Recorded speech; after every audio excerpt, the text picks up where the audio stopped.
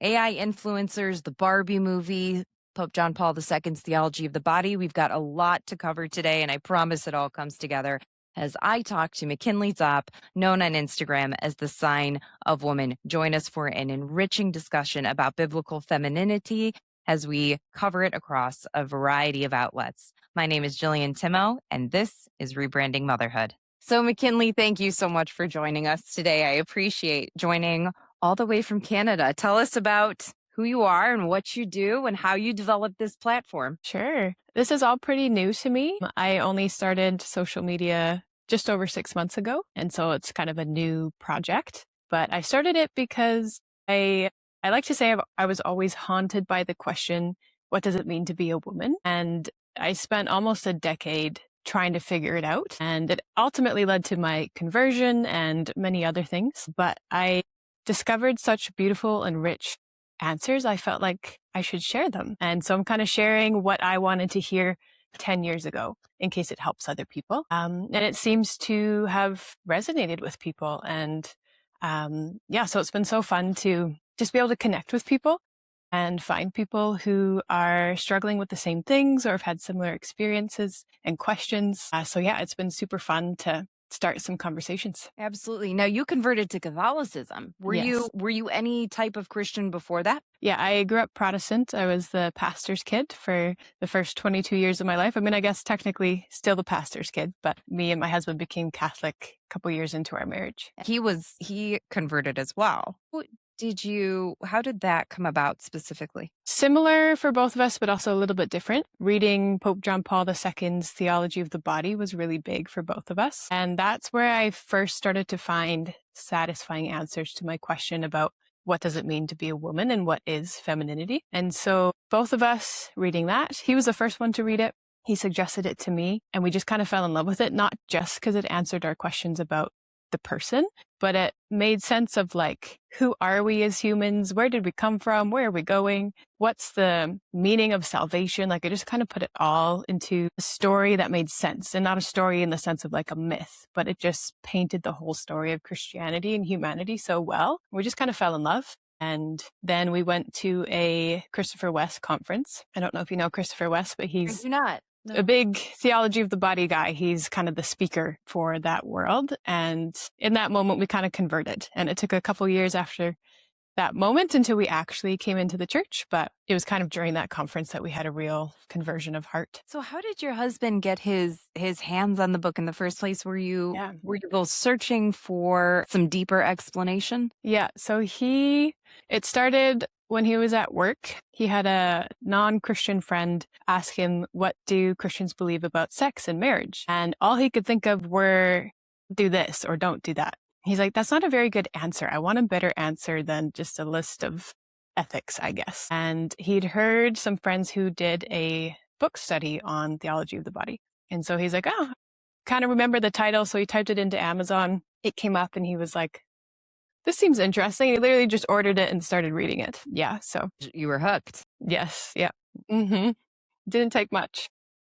So you said social media is very, very new to you, but it seems as though the research you've been doing, because you span a multitude of humanities, right? So have you been studying philosophy for a while, or is this was the advent of this in your marriage or in adulthood? Where did that interest generate from? Yeah, I think it's questions I've kind of had my whole life because I didn't naturally resonate with femininity or the things you kind of associate with womanhood.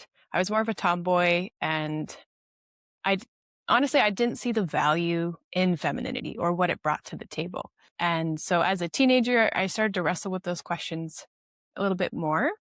And then in my later teen years, I got really serious about it and was like, I need these questions answered. And I also wanted to know how to be a holy woman and not just a generic disciple of Christ. And that's when I really started to deep dive. And it's just been reading ever since then, reading as much as I could, as many Catholic Christian philosophers and theologians as I could. And at this point, I'm sort of just distilling all these different writers into a cohesive format that people can access who maybe don't have time to read all the different authors and whatnot. Certainly, and that translation is critical, especially because we do know that discipleship is not fully androgynous, Yeah. and gender is a major factor in how women relate to God, relate to themselves, relate to people, that it's something fundamental. So, as you have entered into the social media realm of things, I'm sure you've been following trends, right? So there's algorithms that will Mhm. generate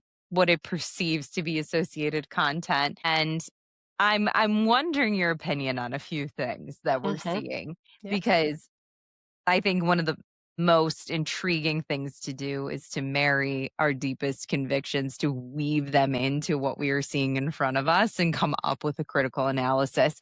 So, talk to me about the soft girl era. We're encouraging women to rest, to romanticize life. It's sometimes closely, sometimes loosely associated with the trad wife movement. So, do you find these roles to be more caricature based, or do you find them to have legitimate roots and this is legitimate expression of true femininity? Yeah, I think it's a real mixed bag. Almost all trends in my this I'll just share my perspective because I'm not an expert on social media or trends, but my perspective seems to be that trends tend to be a response to something. And so I think the soft girl era is a response to the boss babe era. People tried that, or society tried that, social media promoted that, and it didn't go well. Or maybe it did for a time and people, I think it started, at least in my memory. I remember these videos of women being like, I tried the CEO thing, but I just want a field of sheep and a man who loves me. And all these videos kind of popping up like that. And that transition from I'm going to be successful and performative and be the best CEO in the world to realizing that's actually not what I want.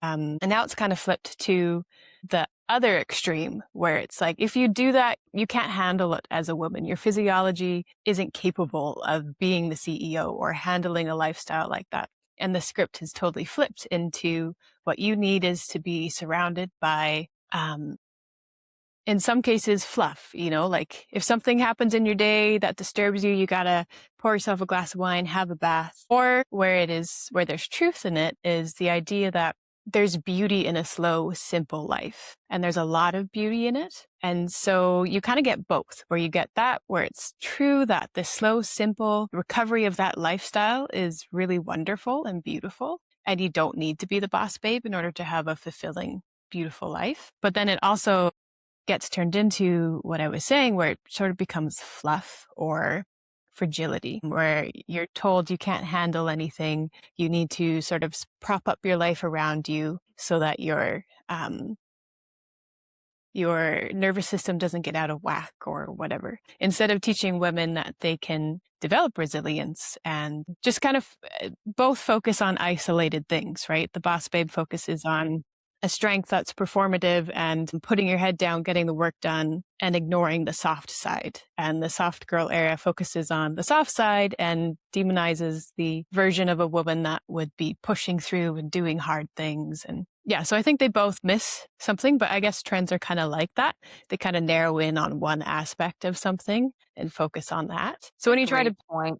yeah, I think trends are often aimed at commodifying yeah, something, yeah, right? So do you think as social media progresses, as we're getting used to algorithmic social media, women are moving past that initial wave? We saw the height of this, I think, in Instagram, like circa 2020, right? When it started becoming sophisticated enough not just to be women sharing photos of their family vacation on their grid.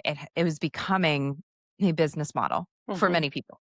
And I don't disagree with it at all. I think it's a phenomenal tool to be able to share, be it information, be it a how to, be it whatever type of business you have, you can have a social media component usually. But I do think women are becoming increasingly suspicious of being constantly wedged, be it into a voting block or a consumer block, that I don't want to constantly be commodified. And so I think we're a little bit sick of the messaging that everything is artificially moralized, right? So I must homestead because that is a righteous way to raise a family, or I must be in the boardroom because that is the correct way to be a woman. And I think something you're touching on that's so important is nuance.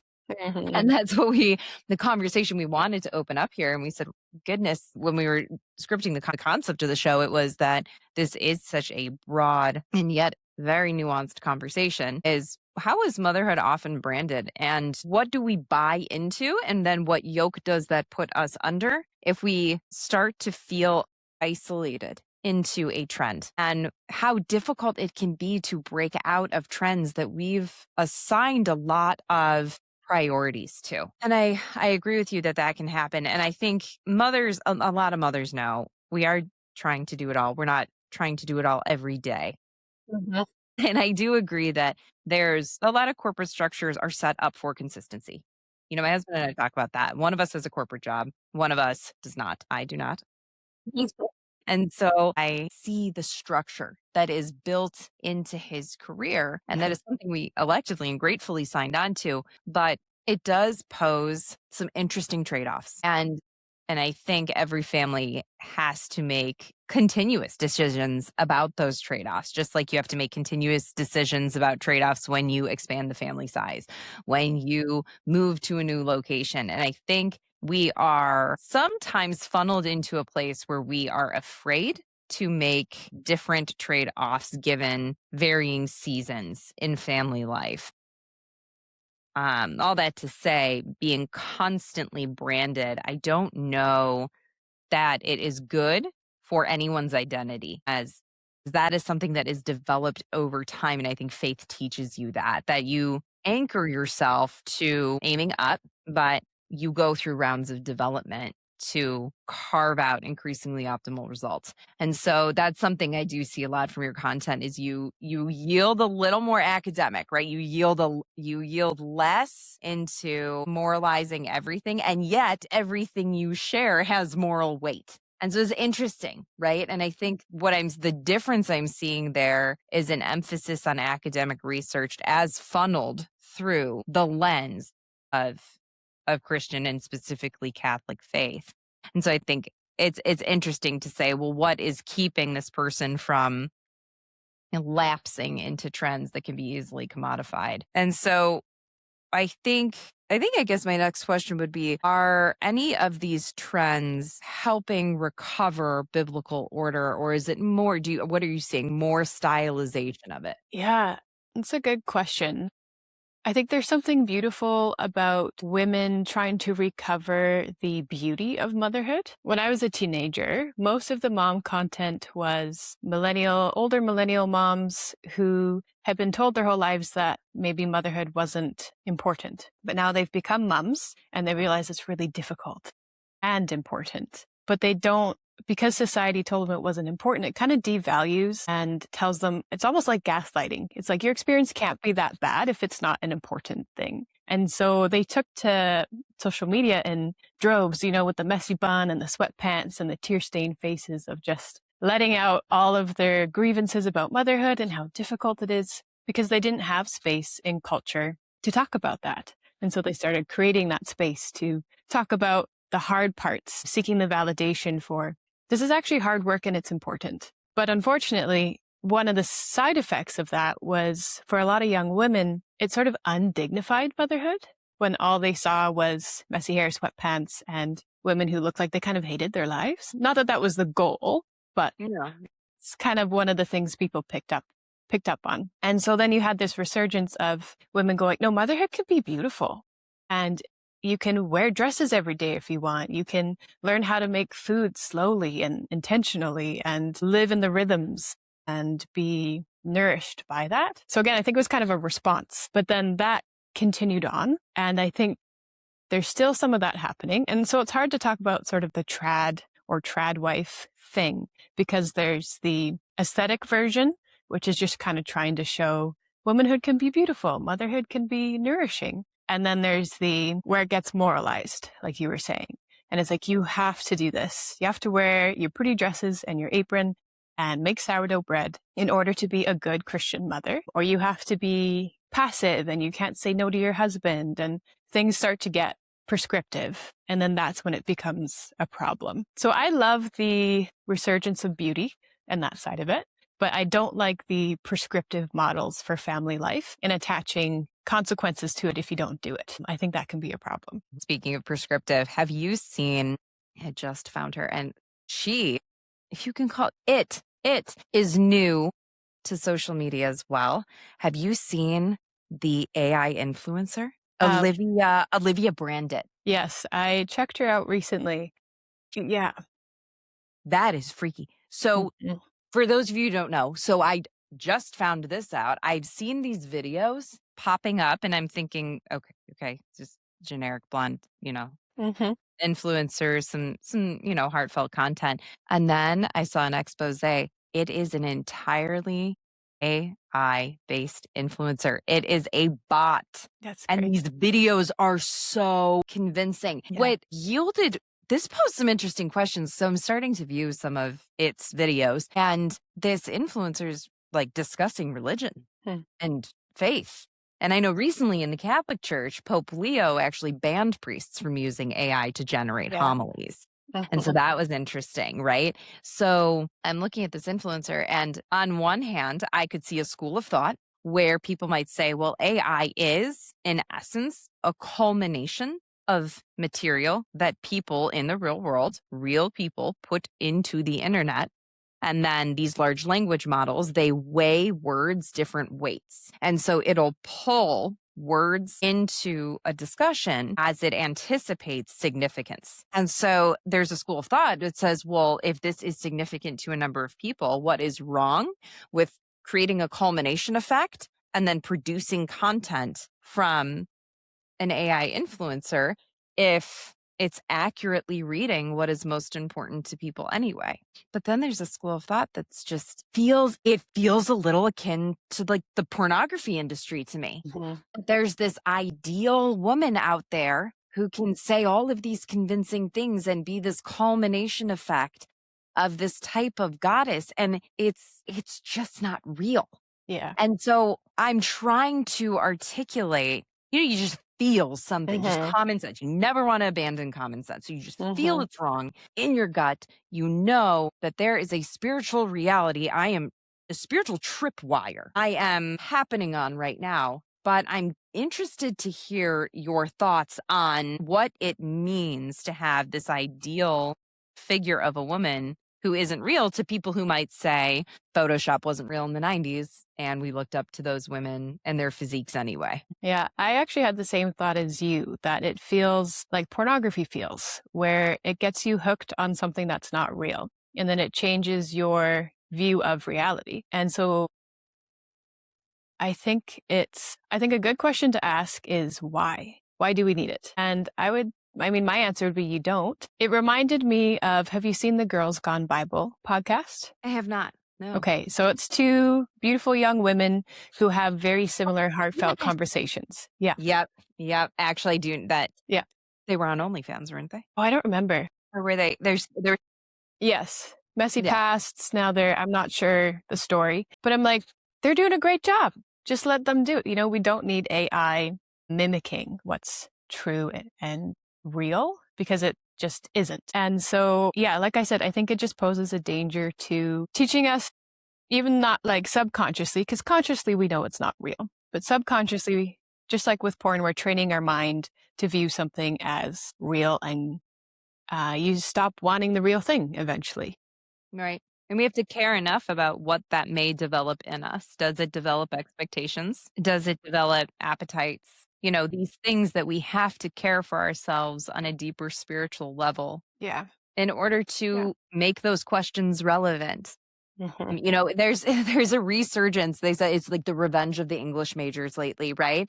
People who have studied communications, studied literature, and have placed an emphasis in their education on well-articulated ideas, they are combating AI slop. And I actually love that. I actually love that angle. It's not just because I have a penchant for Shakespeare. It's because I think it's valuable, right? Because you have to care on a deeper level what you are consuming and the implications it has for you Mhm. as a person. And I think Yeah. mothers do that for their families, right? Mhm. So I mean, so much of it is acting as a filter. And it's not just, I hate when it's reduced to, it's just about what I keep off the television. No, it is one of the most exciting parts for me of being a mother is that my older kids are getting to an age where we're not just reading storybooks anymore. We're talking about meaning. And that has been so exciting. Very deep analysis of the character of Captain Hook. Very exciting. Very deep. We were watching Cinderella with my 4-year-old last night, and it was her, night to stay up late. Very exciting. It's a holiday in this household. But Mhm. we were discussing the story of Cinderella. We were watching the live action one from 2015. Mhm. Very well done, in my opinion, and able to kind of start chatting with her in a way that makes sense to her about how, man, some of this is a little bit reminds me of Ruth and Boaz, right? Naomi as the fairy godmother who kind of strategically sets things up and kind of has to move the dice along, Mhm. and how Cinderella has to almost disguise herself, almost place herself strategically in a situation and has to be at the right place at the right time to make things happen. Anyway, it's just an interesting discussion, but in that way, acting as a sort of a filter, right? That letting her know that fairy tales are actually very deep stories. We have a lot to learn from, but also adding to the conversation. Mhm. And I think that's something where these AI models that try to operate they're mapped the same way as human cognitive function, but they cannot replicate it, right? Mhm. And so I think that's something that we will lose increasingly over time Mhm. as people who are not exposed to that kind of intelligence will be truly ignorant of. Yeah. Yeah. I Yeah. think I that's the I value of a agree. mother, right? She can introduce what a child would not otherwise consider. Mhm. It's like the difference between a fast food and a whole food diet. Like you can Certainly, it's great. consume AI created content, but it's not going to satisfy or fulfill you like human creativity and voices will. Yeah, it's very Right. true. And it is, and it's not to say that there's no place for fantasy because I Hmm. think we have so much to learn Yes. from fictional characters. Yeah. In your opinion, so what's an archetype or fictional character that you think gets femininity Mm. so well? I know this is hard because characters are typically they're typically quite unique in their quests, so you only see a component of them, Yeah. but who do you think gets it right? This is something I want to look into more. I'd love to like come up with like a movie list or book list of here's some interesting characters that show different ways of being feminine because it really isn't a one size fits all situation. But the person that came to mind is actually Eowyn from Lord of the Rings. Oh, explain that. So she sort of mirrors my journey a little bit. So when you meet her in the movies or in the books, she is resistant to her womanhood and her femininity. And she's sort of hiding in masculinity or what she perceives masculinity to be. And you can see through the influences around her and perhaps some of the wounds she has, she's closed up the vulnerable part of her. And as she goes through the movie, you watch her sort of increasingly running from her womanhood and her femininity. But then there's this beautiful moment in sort of the climactic battle in the last book where she has on men's armor, has disguised herself as a man, is on the battlefield fighting, and she faces one of the Nazgul or the Witch King. And he says, "No man can defeat me. No living man can kill me." And she says something along the lines of, "Behold, I am not a man. I am a woman. I am Eowyn." And she takes off her helmet and stabs him in the face. And it was in that moment when she embraced, "I am a woman. I think in the movie it says, or she says, "I am no man." And in that moment when she embraced her femininity, her identity as a woman, she didn't stop fighting, go home and make a bath and have a glass of wine. She destroyed evil with her womanliness, in her womanliness. And so it's like you watch her finally realize that that part of her that she's running from is not something she needs to run from. And when she embraces it, that's when she has that breakthrough and is able to defeat evil. So I just find that so Right.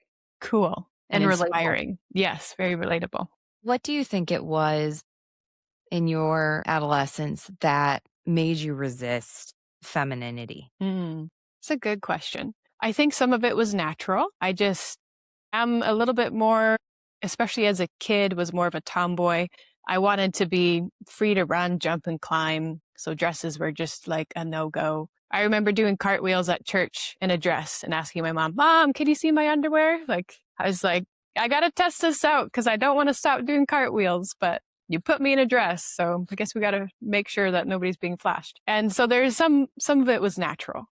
And I liked being called things like tough and strong. And I viewed femininity as antithetical to that. I thought it was being soft and gentle and meek. And I just didn't resonate with those things. And then as you grow, different experiences compound beliefs you have or wounds you have.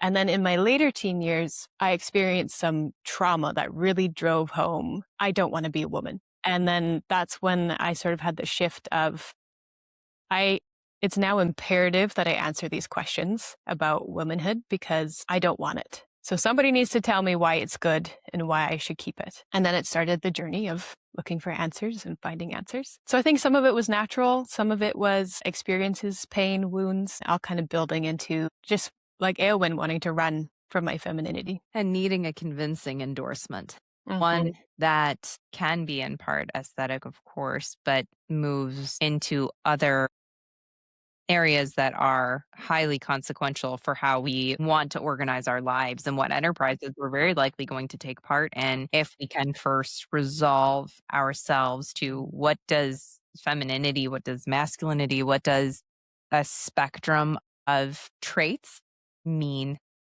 and in what way do I express those? And it's funny because I do agree where many times as women, strength is defined very interestingly for us. I think we have moved away a lot from a rhetoric that says women are not strong, largely.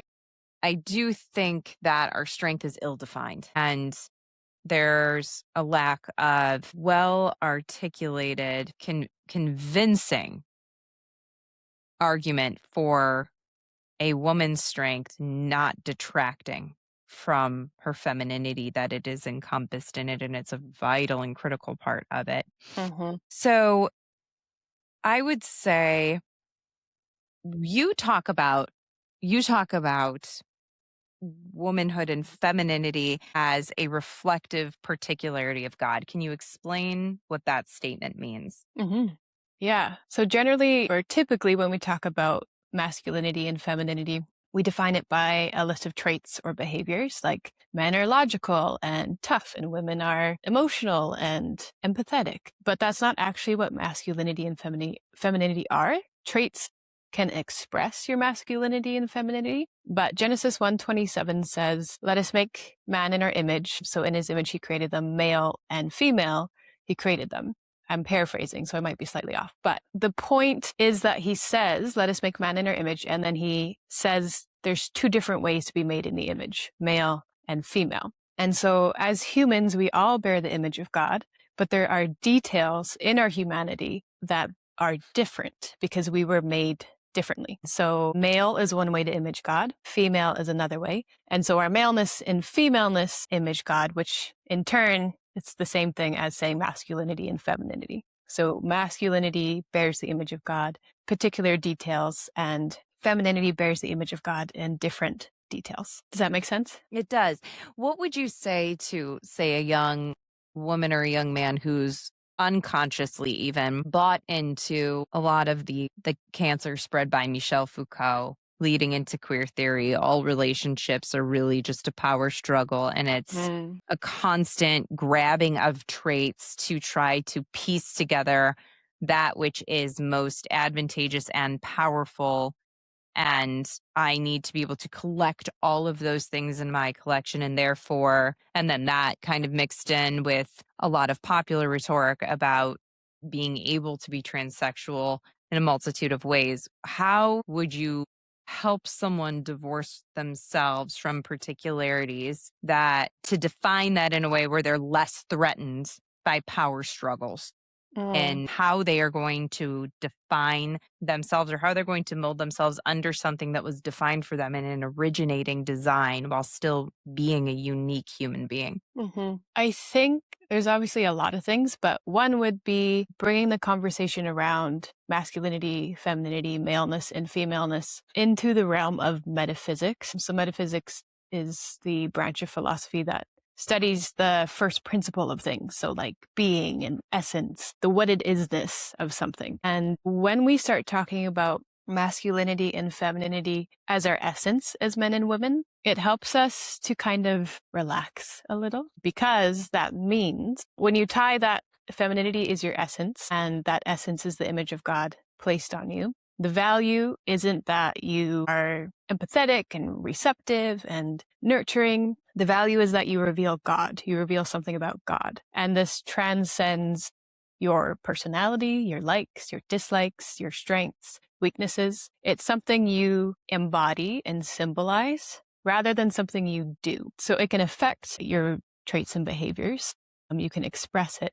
But in terms of what it is, it's something that femininity is something that all women just carry. It's an image, it's a symbol written on us. And so that can I know that helped me when I felt threatened by what a woman is and the ideas of femininity that were out there. I was really afraid of becoming weak and passive. But once I realized that I am feminine as a woman, that's my nature, and it's valuable because it reveals God to us, and not because I can make great sourdough and comfort my children well. And those are all good things, but they're personality traits.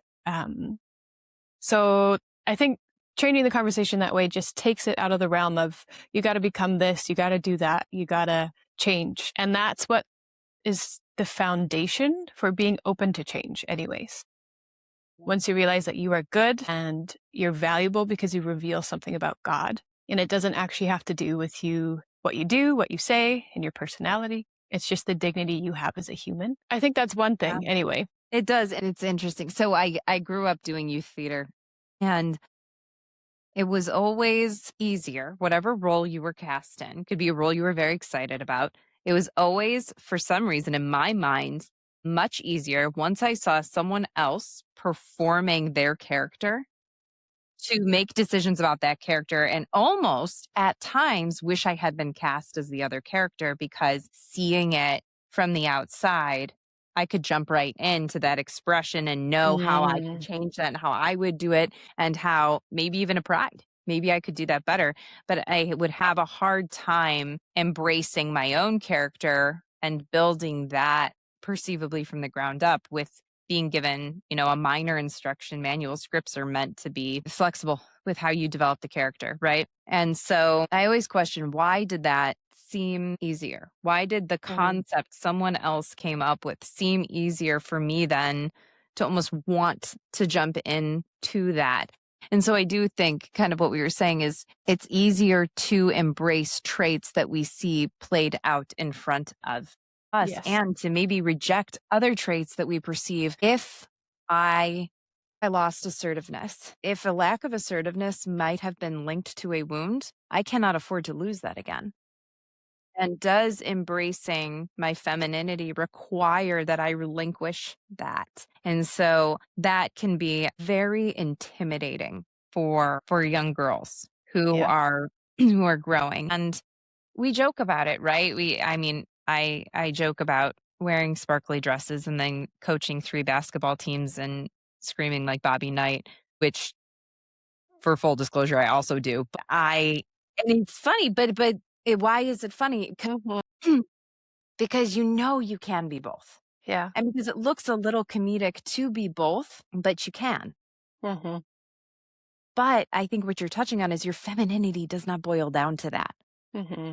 That's you expressing yourself in traits. Yeah. And so it sounds like the start of a hero's journey to say, well, my mission is to reveal a particularity of God. And my God is so loving that he made me with unbelievable amounts of opportunities to reveal that in millions of ways. Yeah. And I mean, the multitudes are endless. The possibilities are endless, but it is hard, I think, sometimes for us to embrace our own multitudes. Yeah. And tempting for us to embrace the expression of someone else's and say, that I will take on as a requirement. Yeah. And we see that. We see, okay, femininity must mean dresses daily, or it must mean rejecting that entirely, or it must mean, I mean, we have a hard time divorcing ourselves from the traits enough to go deeper. And that's why I love your articulation of that. That really, it boils down to, what are we revealing about God? And so that's very interesting to me. Okay. Going back for a moment to what archetypes we appreciate, what is one character you think gets femininity just woefully wrong, just does an entire disservice to us as Yeah. women?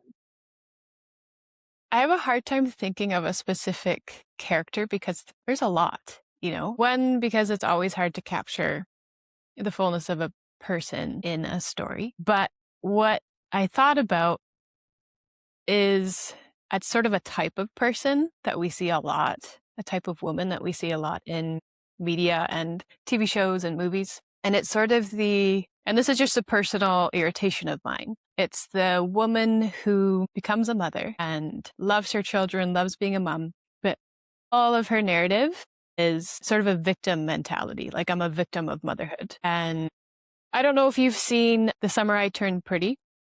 No, Okay. I haven't.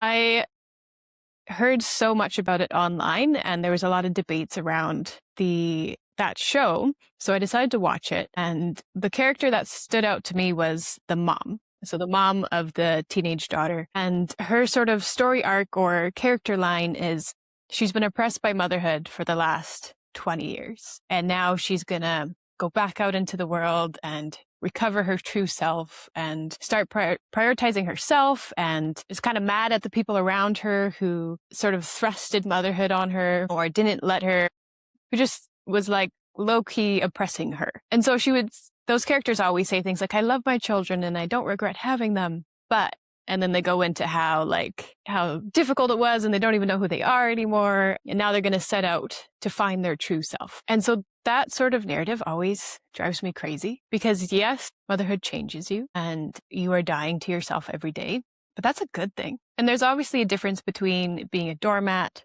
putting your needs out the window, and there's a difference between that and self-sacrifice for the good of the other. And as scripture says, if you lay down your life, you'll find it. And so I think it just paints motherhood as a pause. It's like, if you want to do motherhood, your life is going to pause. You can do that, but just know you'll have to get back to your life at some point in the future. And it puts your kids on a timer. Yes. Yeah. And it makes you,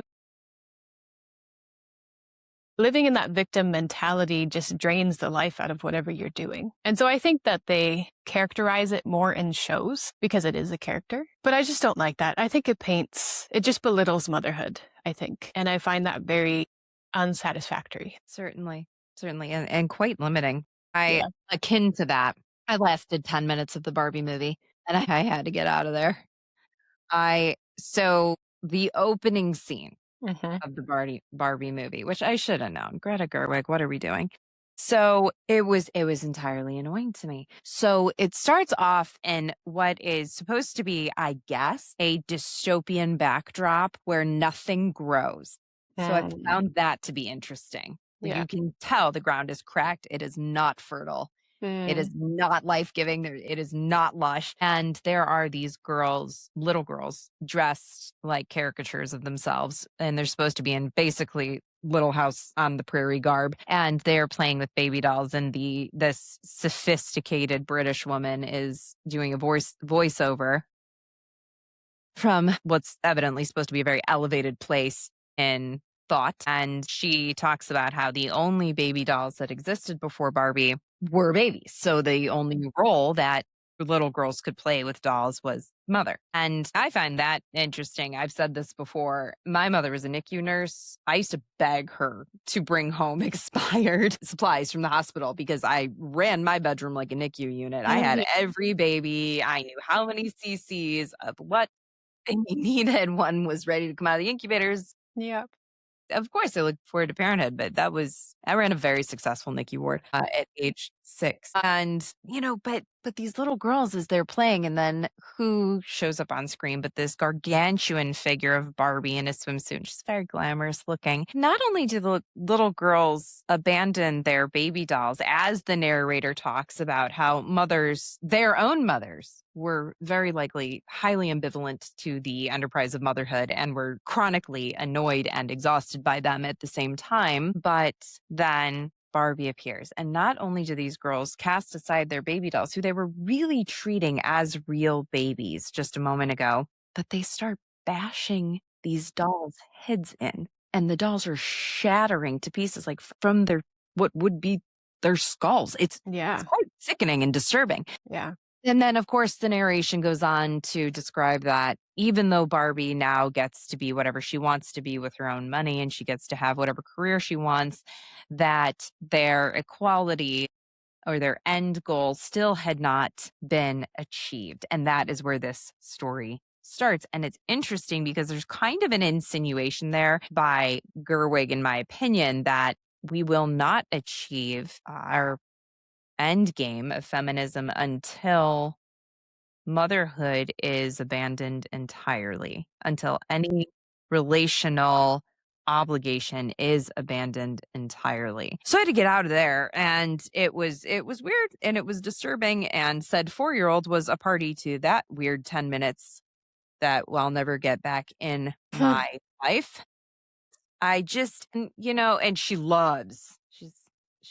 loves movies, and we love the Father of the Bride movies. Like that I would say, those movies are so fun. But at the same time, Ina and Annie, like his wife and then their daughter, they're pictured as having they're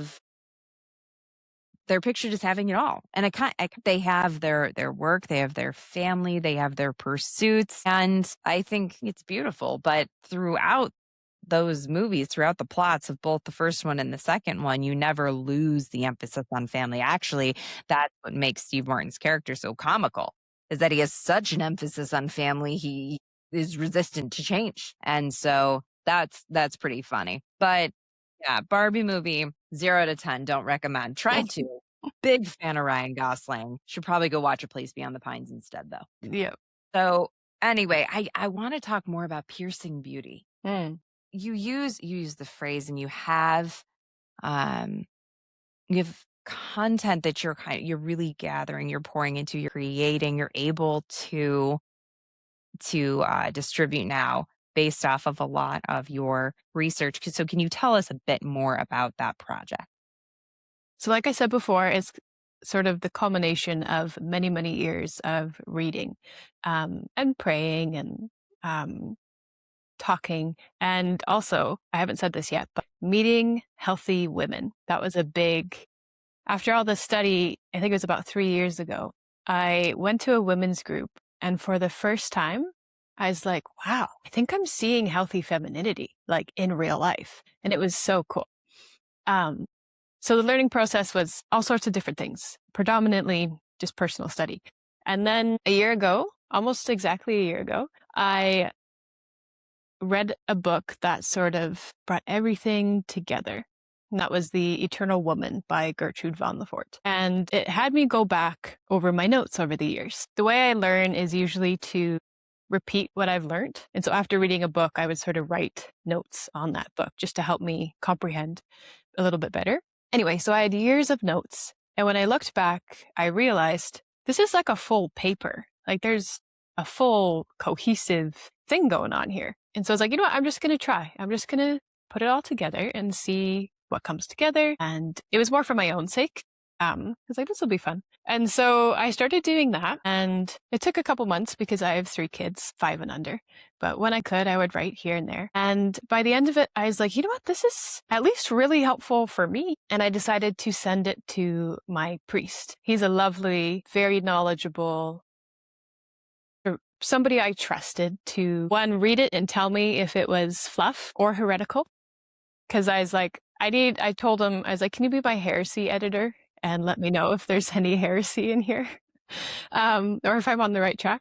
So I sent it to him, and he was so gracious, so generous, and agreed to read it and got back to me just saying that he loved it and encouraged me to share it.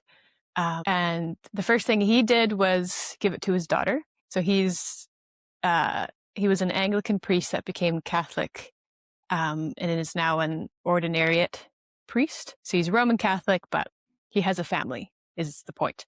So he had a daughter, or has a daughter, who was 18 at the time, and told her, "You need to read this."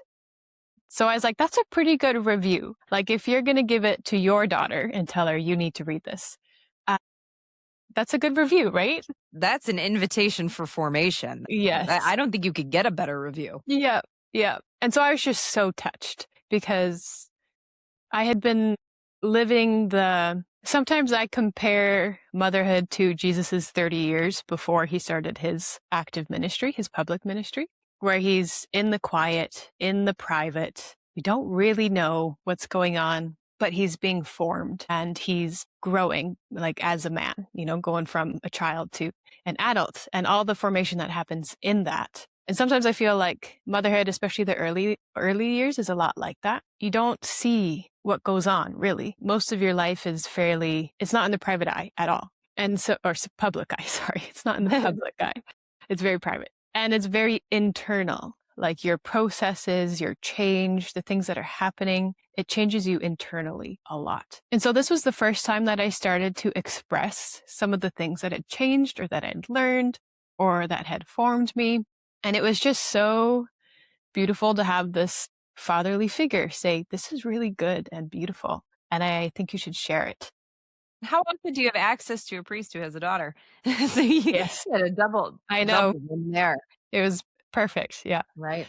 Very, very grateful for him and his family. But yeah, so once I kind of heard from him that this is not heretical and it's worth sharing, I was like, okay, how am I going to share this? Like, what form do I want this to take? And he suggested getting it published somehow. And I was like, okay, yeah, I might do that. But where I'm currently at is there's a lot of books out there. And that's where I got my information. I want to meet people where they're at, and point them to the books. And so I was like, maybe social media is the way to go. And my husband and I had always talked about not wanting to do ministry online. Because it just felt, we love in-person stuff. And even still, when I get the opportunity to speak to people in person about this stuff, it's just so life-giving and fun, and definitely my preference. But anyway, so I went through this whole process of discerning whether I wanted to do social media, whether that was something I was okay with and was a good route to go. And so prayerfully, there were a lot of things that happened, and my husband and I just ended up on the same page pretty randomly. I hadn't expressed to him that I thought social media might be a good way to go, because I was kind of embarrassed. I was a little bit like, I don't really want to say, hey, I want to start social media. And one day he just said to me, he's like, we were talking about this stuff, and he's like, you should just start social media. And I was like, okay. So just sort of that, like, had the grace of being on the same page and coming to those conclusions separately, but like at the same time. One of those fun marriage things.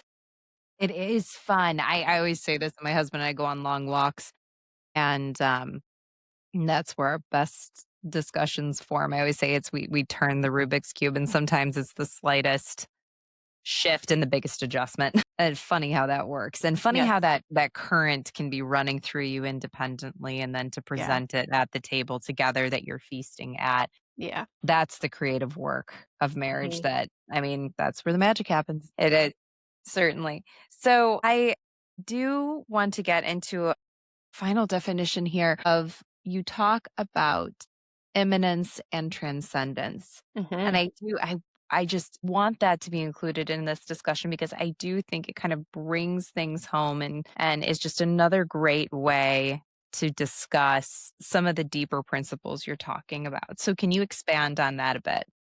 Yeah. So when I talk about femininity and masculinity online, I often say that the overarching elements of masculinity and femininity are transcendence and imminence, with masculinity being related to transcendence and femininity being related to imminence. And usually the next question I get is, okay, what's transcendence and what's imminence? And so just simply put, like in the most simple terms, transcendence would be being outside something, and imminence would be being within something. And so we can see how God has both, because he is outside of his creation, and he's also within us, right? He's closer than our breath. And so he has both these elements in him. But as male and female, we embody one or the other in a heightened way. So it's important to note that masculinity and femininity interpenetrate. Just because femininity carries imminence in a heightened way doesn't mean that it's non-existent in masculinity or vice versa. But we do carry one or the other in a sort of heightened way. It's our accent or something we participate in a little bit more. Anyway. Carry that symbol. Yeah. That's phenomenal. Thank you. So if you were to suggest 3 books for somebody or pieces of material for somebody getting started with trying to go deeper than superficial traits to truly understand femininity, what would I always suggest Man and Woman, He Created Them by Pope John Paul II. It's a big book. It's a hefty read. There's also a commentary by Christopher West on it, which is also good. But that's like the foundation. That's the foundational text for everything I talk about and what kind of brings in the metaphysical side of things, like we talked about earlier. The Eternal Woman by Gertrude von Lefort is also phenomenal. That book articulates femininity the most. It really dives deep into it, and it never gets prescriptive. It's a really, really beautiful and poetic book. And when I read it, there were so many moments where I went, wow, you're articulating so beautifully and poetically my experience and thoughts I've had. And yeah, so I really love that one. Essays on Women by Edith Stein, it's a collection of her essays, is also really good, and I think provides a very balanced, nuanced look of what a woman can look like. Yeah, so I think those would be 3 good books to start with and to dive into. Fantastic start. Thank you so much for talking with me tonight, McKinley. I truly appreciate your time and how you have woven experience into research and have developed so much of yourself from that place and truly went through a journey of recovering that which threatened to overwhelm you. And that's an amazing journey. So thank you, everyone, for listening with us today. And if you'd like to hear more of McKinley's research and her analysis, I encourage you to follow her on her social media accounts. We will link them in the description of this episode, and you can find her on Instagram at The Sign of Woman. That's right, McKinley, right? The Sign of Woman. Thank you all so much for being with us today. On Rebranding Motherhood, we talk about the lie that motherhood is a trap and that if you are in a situation where you need support, that no one will be there to help you or to be a steady voice for you. I want to talk to you about our Project Loveline that decimates that lie and helps women get real help in real time. We connect women with resources, or if we can't find one, we become the resource. So if someone you know, needs to access our hotline, you can visit us at loveline.com. And if you want to volunteer, if you want to be that steady voice in someone's life, we would love to talk to you about your heart for helping mothers. Thank you.